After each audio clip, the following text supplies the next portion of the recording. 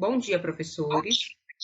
Meu nome é Ana Luísa, eu sou PCNP da diretoria de Mauá.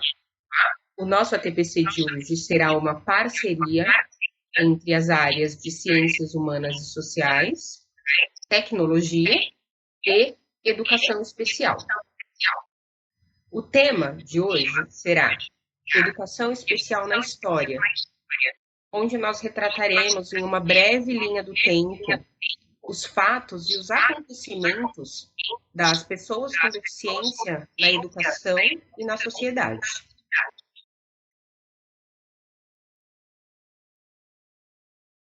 Olá, bom dia, professores. Meu nome é Alexandra Farias, sou PCNP de Educação Especial e que essa formação seja muito boa para todos nós. Vamos lá? Então, especial na história.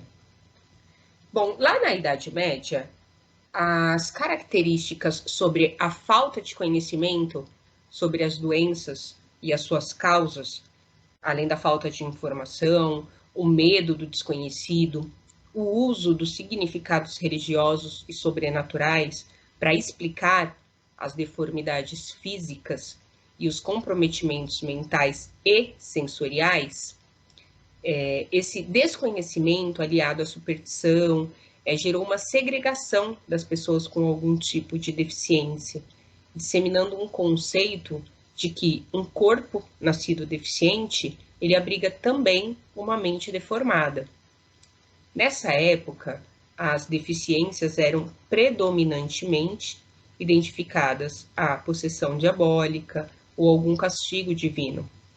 E o ser humano, ele foi visto como a encarnação do mal quando ele não possuía nenhuma razão ou inteligência. E muitas vezes eles eram considerados perigosos, sendo ridicularizados, tratados como cidadão de segunda classe. Aquele que tinha deficiência era tido como socialmente inútil, um peso morto para a sociedade, um fardo para a família ou alguém sem valor profissional. De certa forma, nós herdamos daquela época a nossa forma preconceituosa de agir e de pensar sobre a pessoa com deficiência. Inclusive, nós vemos hoje cenas que não são diferentes das cenas encontradas lá na Idade Média em alguns retratos. Deficientes em esquina pedindo esmolas e pessoas totalmente indiferentes. A linguagem que nós usamos hoje, inclusive, revela o preconceito ou o respeito que nós e a sociedade temos pelas pessoas com deficiência. Já nos séculos XV e XVI, a pessoa com deficiência ela foi associada à possessão demoníaca e passou a ser publicado em obras que foram utilizadas, inclusive, pelos inquisidores, com o objetivo de ensinar a identificar as possessões diabólicas tidas como responsáveis por fenômenos de aberração. Essas obras recomendavam exorcismo, peregrinações, castigos físicos, que basicamente tortura, como a única maneira de salvar a alma do cristão da tirania do demônio. Nesse período, inclusive, havia sacrifícios de pessoas consideradas loucos, adivinhos, deficientes mentais ou os considerados endemoniados. E essa visão supersticiosa sobre o deficiente foi a marca desse período. Ao longo da história, as pessoas com deficiência passaram a ser representadas por pesquisas e pontos de vista que levaram os pesquisadores a um tipo de entendimento e atendimento médico, além de dar início à escolarização dos deficientes. E desde então, houve uma gradativa melhora nas concepções das causas e dos tratamentos destinados a deficientes e, por consequência, uma separação entre questões espirituais e fisiológicas, além de rompimento nas tradições e oposições ao fenômenos de injustiça, de abusos religiosos, enfim. E no decorrer da história, o tratamento destinado aos deficientes passou a mudar radicalmente. As ideias educativas de autores como Rousseau inspiraram autores como Montessori a elaborar estudos em educação especial. E a partir daí nós tivemos um período de segregação, de integração, e após o período da inclusão das pessoas com deficiência. Nesse primeiro momento de segregação, a conduta educativa aos deficientes era praticamente nula. Nem se cogitava algum tipo de atendimento educacional, já que as sociedades, naquela época, elas eram determinadas por concepções espirituais a respeito das causas da deficiência. Então, eles viam o deficiente como uma ameaça à sobrevivência da coletividade. Os deficientes eram rejeitados, explorados, perseguidos e até mesmo eliminados. Então, o que se vivenciava era uma total exclusão dos deficientes no contexto educativo e até mesmo do convívio social. Muitas vezes eles eram mortos, uma vez que eles acreditavam que o deficiente não podia conviver com os ditos normais. Só no segundo momento de integração e muitas mudanças importantes em questões culturais e sociais, inclusive nas teorias educacionais, nós tivemos alguns avanços na forma como o deficiente era tratado pela sociedade, ainda muito distante do ideal e, de certa forma, ainda segregados, mas eles já eram, de certa forma, vistos. E algumas medidas já foram tomadas a seu favor, como a destinação à reclusão em asilos sociais, asilos escolas, nos quais eram oferecidos cuidados médicos, alimentação e caridade, no que podemos chamar de uma segregação assistida ou protegida, quer dizer, eles continuaram segregados, porém, de uma forma, podemos dizer, não tão cruel. Além do que, eles eram isentados da sociedade e teriam que conviver com essas diferenças.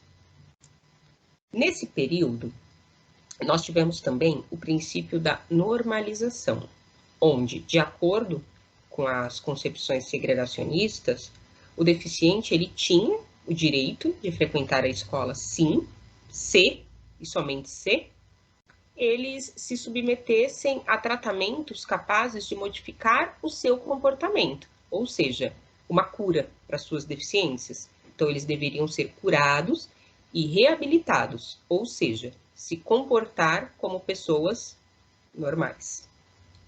Nesses moldes, o aluno deficiente teria que se adequar às instituições e se adaptar a elas, e não a escola deveria sofrer alguma alteração ou adaptação. Estava diretamente vinculada aos padrões de comportamento usual, exigindo que a pessoa com deficiência fosse modificada para conviver com os demais. A educação baseada na inclusão das pessoas com deficiência já é pautada pela igualdade e equidade. Então, ali nós já entrando num período de inclusão, né? E quando falamos de inclusão, nós incluímos a todos, mas neste caso aqui, estamos falando especificamente das pessoas com deficiência, dos alunos com deficiência. Nesse modelo, não existe uma uniformização dos sujeitos, ou seja, as diferenças, elas são valorizadas, reconhecidas e tratadas abertamente. Então, o processo e as estratégias de ensino-aprendizagem devem ser levados em consideração. Não é permitido que nenhum aluno fique de fora do sistema escolar, e ele tem por obrigação adaptar-se às particularidades dos alunos. Nesse sentido, houve uma evolução na escola para que as pessoas com deficiência, então, o governo ele passou a se responsabilizar pela educação das pessoas com deficiência, dos alunos com deficiência, e essa deixou de ser separada, ou seja, eles foram inseridos no sistema educacional. Então, normas e leis passaram a existir para que isso acontecesse. A Lei das Diretrizes e Bases da Educação Nacional reafirmou o direito dos deficientes à educação indicando a sua integração na comunidade e, dentro do possível, ela enquadra o deficiente no sistema geral de educação, que eram, em sua totalidade, ofertadas e desenvolvidas por serviços especiais e nem sempre educacionais, e ainda assim enquadrada no sistema geral de educação. Então, sim, nós tivemos mudanças significativas na luta contra a exclusão e muitas discussões em torno de como tornar possível a abertura de diferentes instituições sociais, como escola, educação, trabalho e o lazer aos que possuem uma deficiência. E embora todo o caminho percorrido pela educação pareça ser vagaroso e resistente, e nós conhecemos as nossas dificuldades, a educação especial como modalidade de ensino ainda está se difundindo no contexto escolar. Para concluir, a educação de pessoas com deficiência, porque quando falamos somente em inclusão, estamos incluindo a todos. Então, ela tem premissas básicas com uma essência diferenciada pelas suas características e, de alguma forma, ela pode ser engessada, correndo o risco de não se concretizar. Então, fica uma reflexão. A inclusão é um movimento especificamente educacional ou ela também se reflete na esfera social? Passo a palavra. 18.250 dias. 3 pessoas mortas por cada dia. As pessoas que ali chegavam eram separadas, eram despidas, tinham suas cabeças raspadas e logo em seguida eram separadas por gênero, idade e condição social. As pessoas ali presas poderiam ser crianças, mendigos, homossexuais, presos políticos ou qualquer pessoa abordada na rua. Não estamos falando de um fenômeno longe, do Holocausto ou de um campo de concentração na África. Estamos falando da história do maior hospital e do maior massacre psiquiátrico que ocorreu no Brasil, também conhecido como Holocausto de Barbacena, o Hospital Colônia. Para entendermos o porquê de educação especial e da inclusão ser fato marcante em nossa sociedade nos tempos atuais, precisamos ter a noção de como o Brasil, durante décadas, massacrou a sua população que demandava um atendimento especializado. Quando ouvimos que antigamente nós não possuíamos alunos com tantas deficiências, ora, estamos ignorando a própria história do Brasil. Durante décadas a fio, a política manicomial do Brasil pregava a segregação, a morte e a lobotomia de centenas de milhares de pessoas com ou até mesmo sem deficiências mentais. Tal política institucionalizada no Brasil acaba causando a falsa sensação que doenças mentais e que problemas psicológicos são meros fenômenos do final do século XX e do começo do século XXI.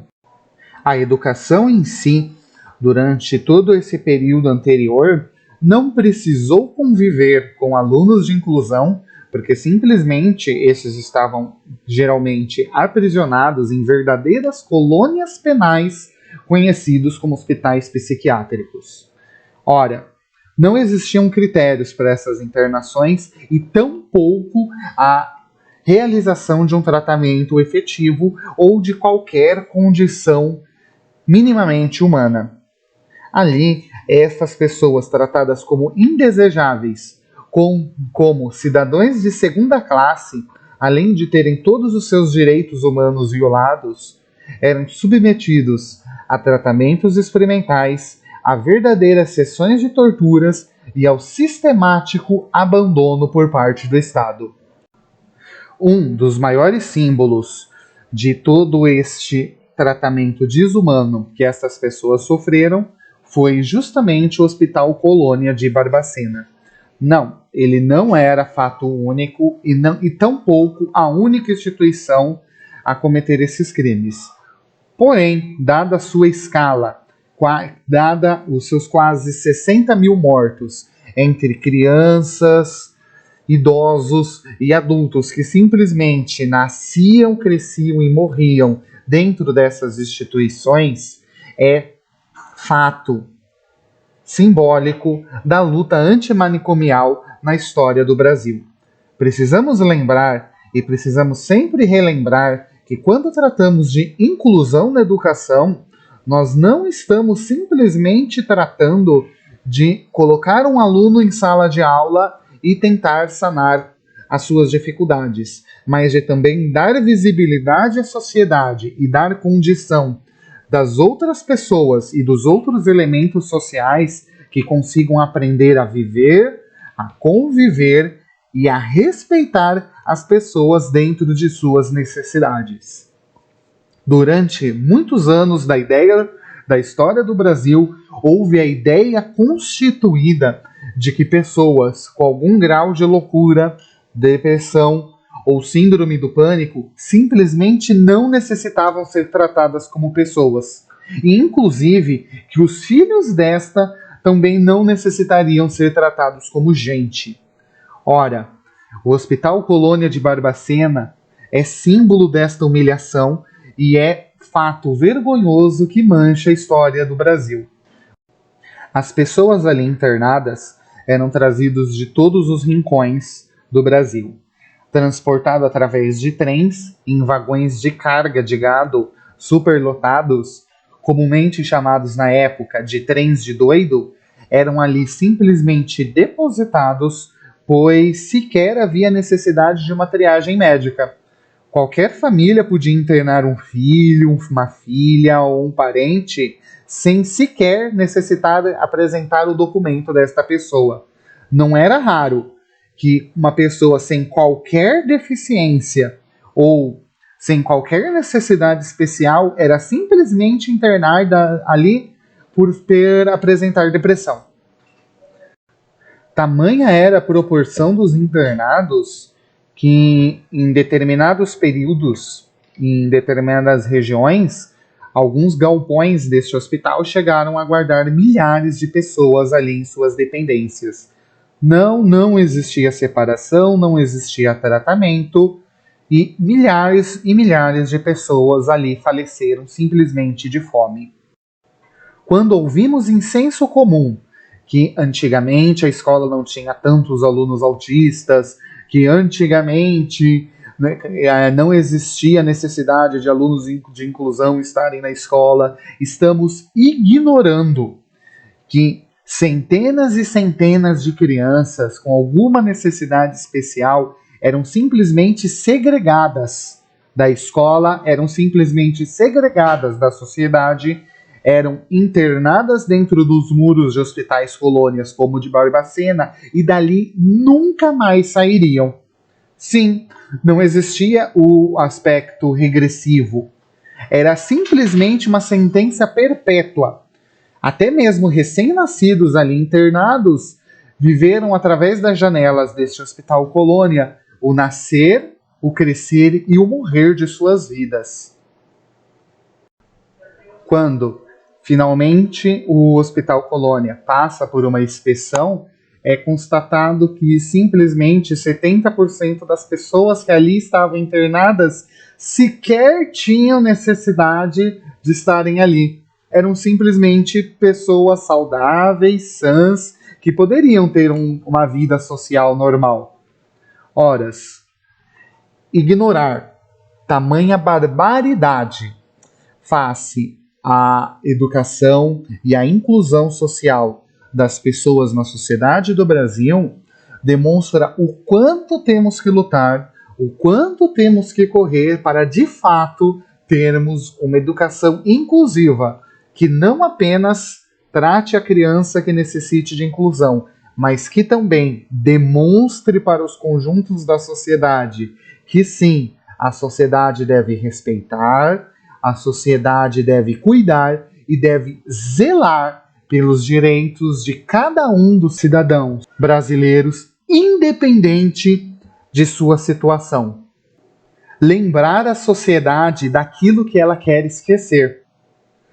A escola possui uma grande responsabilidade em garantir que a sociedade conheça a história do Brasil, conheça os crimes cometidos e que perpetue essa memória para que ela nunca mais ocorra em nenhum lugar do mundo.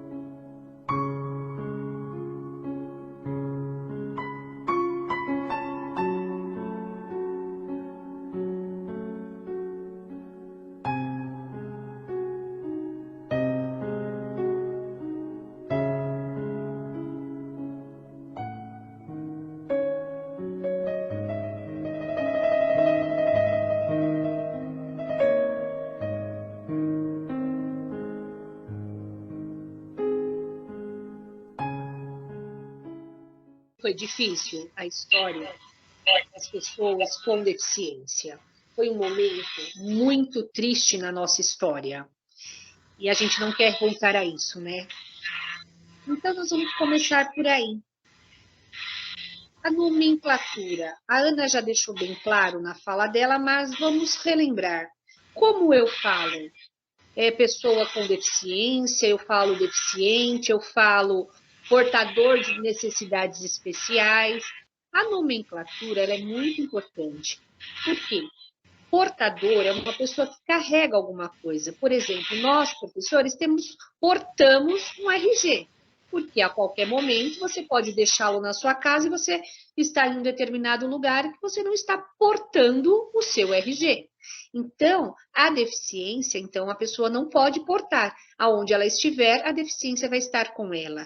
Então, a nomenclatura correta é pessoas com deficiência. E os alunos que não têm deficiência, os ditos normais, isso é uma fala capacitista, também não se deve usar. O que a gente fala? Alunos com deficiência, alunos sem deficiência.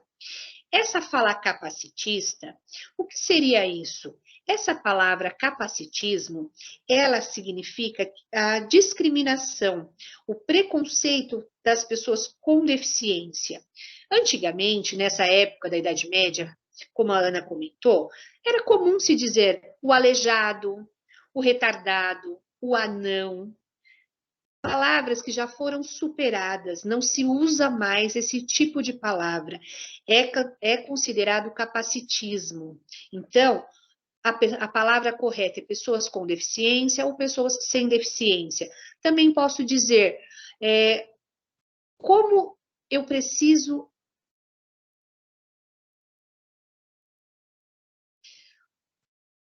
Dessa forma, o capacitismo, ele tem aparecido e ele determina que a pessoa está usando palavras com preconceito. Educação especial e educação inclusiva. A Ana já começou falando sobre um pouco isso, mas eu vou deixar isso bem claro. Educação especial e educação inclusiva são diferentes, elas não são sinônimos, são palavras totalmente diferentes. Por exemplo, a inclusão é para todos os nossos alunos. Nossas salas são heterogêneas. Então, lá temos alunos de gênero diferente, de classes econômicas, de raça. Então, a inclusão é para todos os alunos.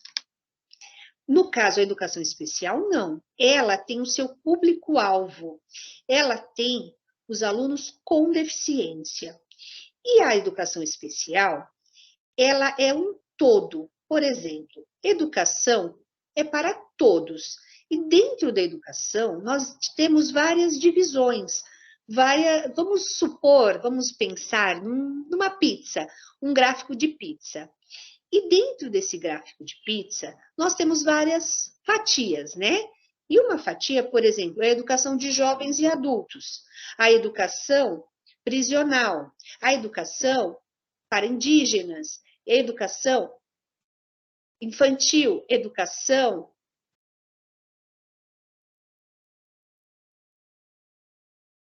Dentro dessas modalidades de educação, são públicos diferentes. Por exemplo, na educação, se a gente for falar de alfabetização para as crianças do Fundamental 1, nós vamos utilizar uma linguagem e uma metodologia.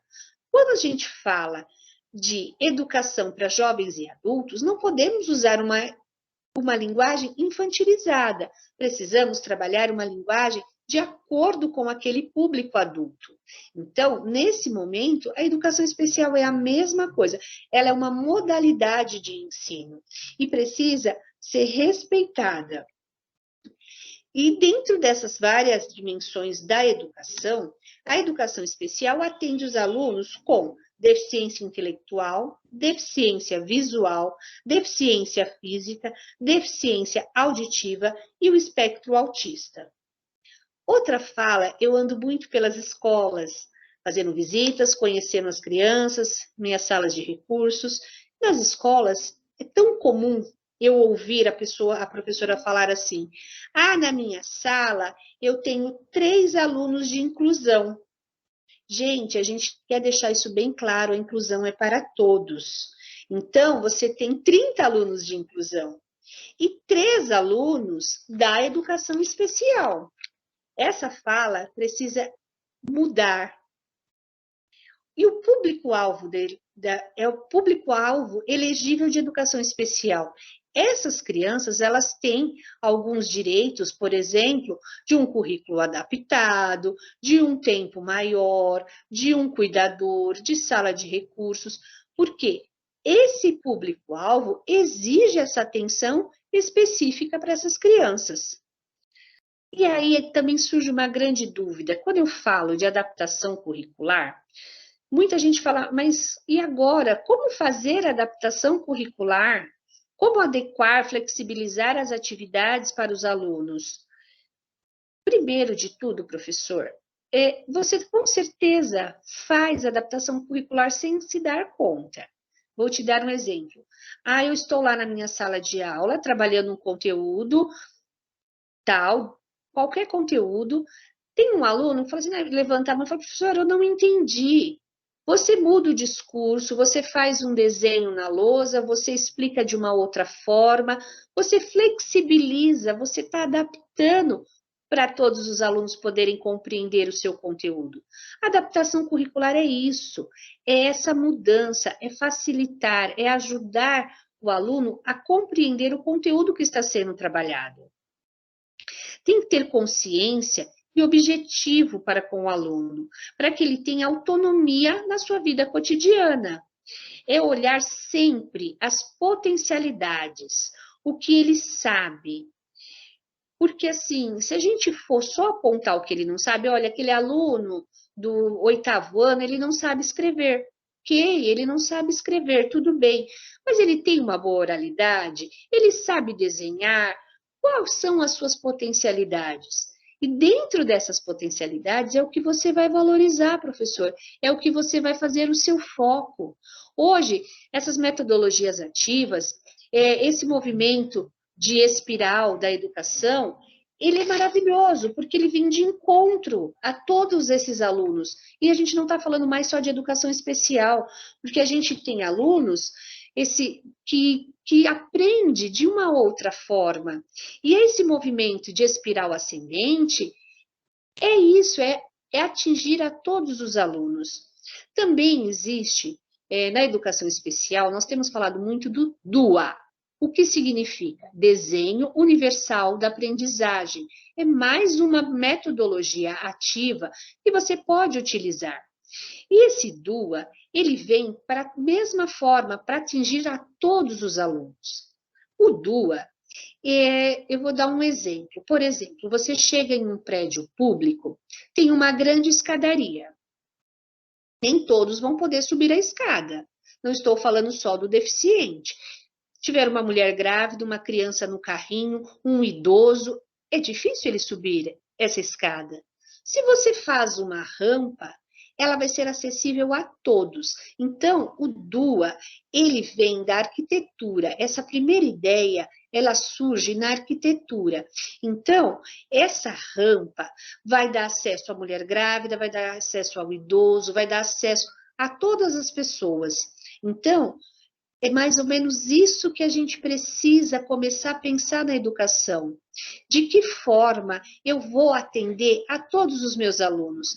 Deixar de lado só essa visão. Olha, esse aluno não sabe nada. Impossível. Todos sabem alguma coisa. Não somos uma tábua rasa. Então, ele tem potencialidades. Basta saber conhecer o aluno. E a partir do momento que você conhece esse aluno, sabe quem ele é, você consegue trabalhar com ele da melhor forma possível, adaptar, adequar e flexibilizar o seu currículo. Porque o currículo, ele é um norte para todas as áreas do conhecimento. É através do currículo que a gente trabalha os conteúdos nas salas de aula. Então, eu não posso ir na internet e digitar lá, atividade para autista. Não, professor, está fora do contexto. Você precisa saber qual é o seu conteúdo. Por isso que se fala adaptação curricular. Dentro do seu currículo, do que você está trabalhando, do seu conteúdo, pegar uma pequena parte, o que é essencial, o que é necessário para ele aprender. Desse conteúdo todo, o mais importante, o que é essencial. E para isso, cada aluno com a sua deficiência tem a sua especificidade. Eu não posso dizer que um aluno surdo vai aprender a mesma coisa da mesma forma do que um aluno que seja cego. Você está entendendo que são duas dimensões bem grandes, bem diferentes. Então, o aluno surdo, ele tem um intérprete de Libras, ele precisa muito do visual, de figuras para ele poder entender aquele conteúdo. O aluno cego já não. Figuras para ele não vai adiantar. Então, ele precisa de outros estímulos sensoriais. Ele precisa tatear o documento, o conteúdo. Então, se a gente estiver falando de um mapa, ele precisa tatear esse mapa, ele precisa do tato. Então, é ter essa sensibilidade. Mas aí, se você fala assim para mim, olha, Alexandra, eu não sei nem por onde começar. Os alunos que são da educação especial, eles contam com sala de recursos. E aí, os professores de sala de recursos, dentro da carga horária deles, eles têm que atender à escola regular. Isso está na resolução. Então, eu não sei o que fazer. Procura o coordenador da sua escola e fala, olha, eu quero conversar com o professor de sala de recursos. O professor de sala de recursos, uma vez por mês, mais ou menos, ele vai até a escola, ele pode conversar com você, professor do regular, ele pode orientar o seu coordenador de que forma vai ser feita essa adaptação curricular para o seu aluno. Hoje, o documento mais atual que nós temos no Estado é a Política de Educação Especial do Estado de São Paulo. Ela foi publicada em 2021. E nela é garantido todos os direitos das crianças com deficiência, dos alunos com deficiência. Então, esse documento vale a pena ser visitado para que todos possam ter o conhecimento. Se surgir alguma dúvida, porque assim, a gente tem pouco tempo, mas esse documento ele está à disposição na internet para que todos possam pesquisar. E se tiver mais alguma dúvida, é o que eu falei, tem os professores de sala de recursos que estão auxiliando, que estão presentes, estão fazendo esse ensino colaborativo, que é a colaboração do professor de sala de recursos com o professor de sala regular. E muito obrigada pela atenção e até a próxima. Muito obrigada.